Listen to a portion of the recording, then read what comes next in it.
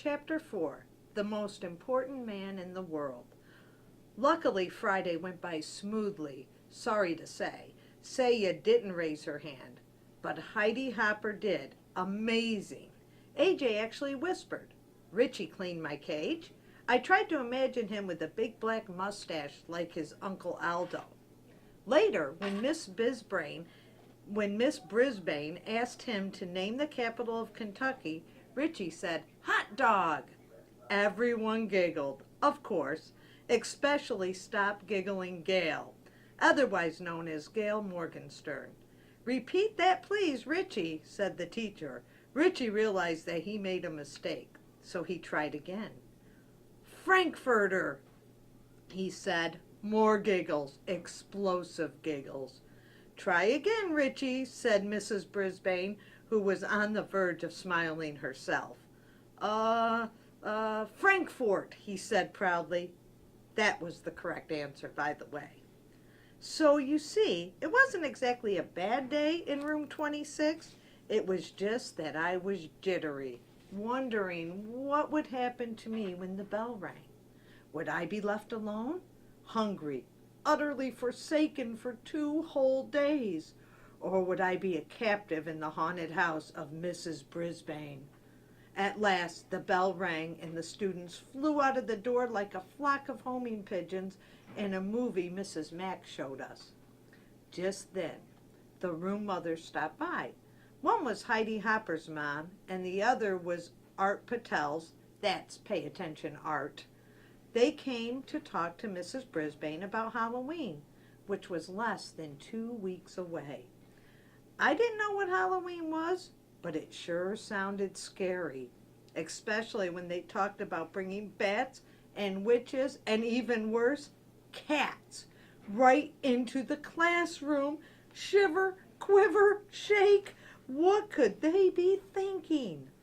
I was about ready to fling open the door of my cage and escape when the door opened and in walked the principal, Mr. Morales. Mr. Morales is the most important person at Longfellow School. He runs the place and everyone respects him. You can tell.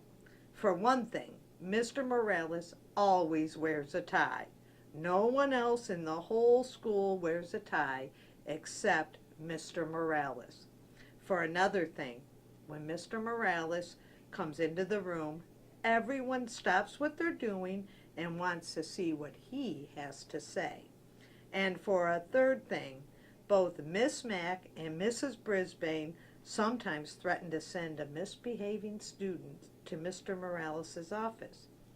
As soon as the teacher mentioned the principal's name, the student would start acting very nice again. "Good afternoon, ladies," said Mr. Morales. He was wearing a light blue shirt and a tie that had tiny books all over it. Everyone said, "Hello." "Well, how's your first week back, Sue?" he asked. Sue was apparently Mrs. Brisbane, although I'd never actually thought of her having a first name before. She said it was great to be back and what a wonderful class it was, which obviously pleased the room mothers. Then Mr. Morales leaned over my cage and smiled. His tie dangled right over my head. "I'll bet you're enjoying this, furry little pupil," he said with a grin. I expected Miss Brisbane to tell him what a troublemaking rodent I was, but instead she forced a smile and said, "Well, yes, but he's quite a bit of extra work." Mr. Morales waved a finger at me. He didn't seem to hear what Miss Brisbane had said. "I always wanted one of these fellows," he said, "but my papa wouldn't let me have one. Sure is cute." Mrs. Brisbane cleared her throat. "Yes, but I'm afraid he's a little distracting. I was going to see if Mr. Kim in room 12 wants him." I was shocked. Luckily, so were the room mothers. "Oh, no, the children just love Humphrey," said Mrs. Patel. "Heidi talks about him all the time, and it's a wonderful way to teach the kids responsibility," Mrs. Hopper said. "Yes, but it's a little too much responsibility for me," Mrs. Brisbane sighed. At least I have a couple days away from him this weekend. You're not taking him home with you? Asked Mrs. Patel. Mrs. Brisbane backed away from the cage. Oh, no, that's out of the question. But Miss Mac always took him home, said Mrs. Hopper. He'll be fine. He has plenty of food, Mrs. Brisbane answered very, very firmly. The room mothers were silent for a second. Mr. Morales was still wiggling his finger at me. Then Mrs. Hopper spoke up. Why don't the kids take turns bringing Humphrey home for the weekend? They can sign up.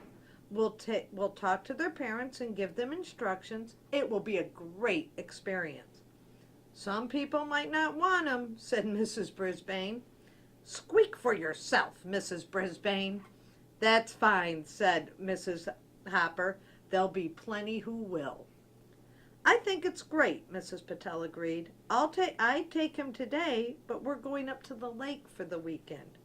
Oh, I'd like to take him too, said Mrs. Hopper, but we're painting the house and the place is a mess. Next week for sure. Yes, I could do it next week, Mrs. Patel agreed. Mrs. Brisbane smiled a fake smile. So who's going to take him this weekend? The room mothers looked at one another. I could make a few quick calls. Maybe the Rinaldis, Mrs. Patel suggested. Call, call, call, I squeaked. Suddenly, Mr. Morales stood up straight. I have a better idea, he announced. I'll take Humphrey home for the weekend. My kids will love him. Then, starting next week, you can have the students take turns. The three women were almost as surprised as I was. Don't worry, he'll be in good hands, Mr. Morales assured them. Well, I guess I would be. After all, I was going home with the most important person at Longfellow School. As he drove me to his house, Mr. Morales told me how he'd always wanted a hamster when he was a kid, but his dad always said they didn't need another mouth to feed. I argued with him. Humphrey, I said, Papa, I will feed him off my own plate. Then Papa said we'd have to buy the cage and stuff to put in it. I guess he was right, Humphrey. We couldn't afford it. He smiled with his big smile, but not anymore. Now I'm the principal of my own school. I told you he was important. His house was nice, but I didn't get to see much of it, because as soon as we came in the door, two little whirlwinds tumbled into the room, shrieking and squealing. Quiet down now, you'll frighten the little fellow, Mr. Morales told them. He got that right. He introduced us. The little boy, who was about 5, was named Willie. He kept poking his fingers through the wires of the cage. I was about to bite him, pure instinct, but then I remembered.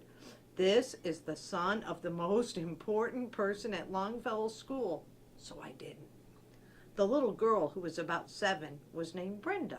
She kept sticking her face up against the cage and squealing. I tried squealing back at her, but I don't think she could hear me. Mr. Morales tried to quiet them down. He explained that I was a guest for the weekend and they had to treat me with respect. They didn't listen. A pretty lady rushed through the room, jingling her car keys. I'm late. I have a house to show. She glanced in my direction. We'll talk about that later. Adios. Mr. Morales wished her luck and she was gone. Then he carried me into the den with Willie and Brenda clinging to his legs and yelping. My cage was swinging back and forth so much I was getting seasick, or cage sick. Mr. Morales set my cage on a table in their family room.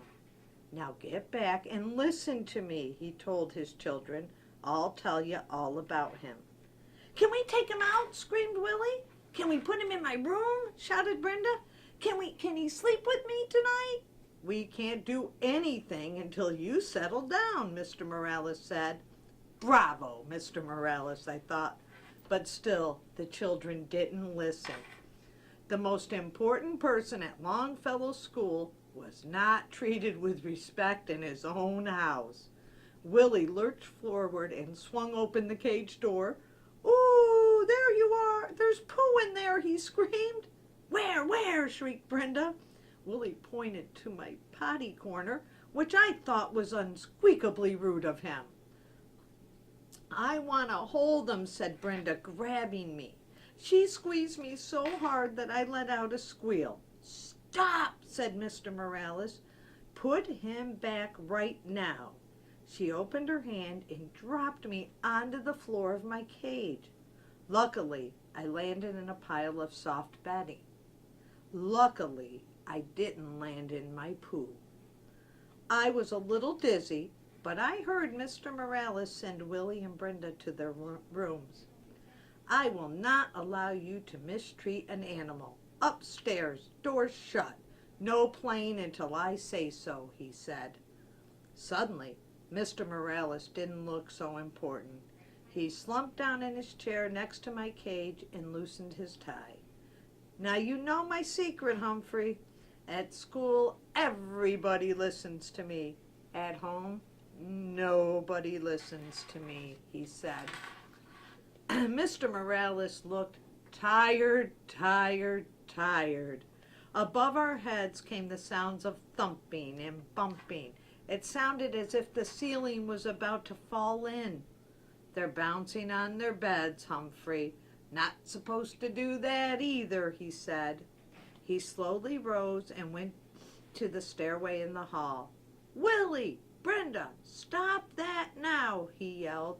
Surprisingly, the thumping and bumping stopped. "They listened," I squeaked when the principal sat down again. But the thumping and bumping began again in a minute. "I wish I knew what to do," he said. "Some way to teach them a lesson." I nodded. A lesson is just what those children needed. And I was just the hamster to teach them. Tip 4.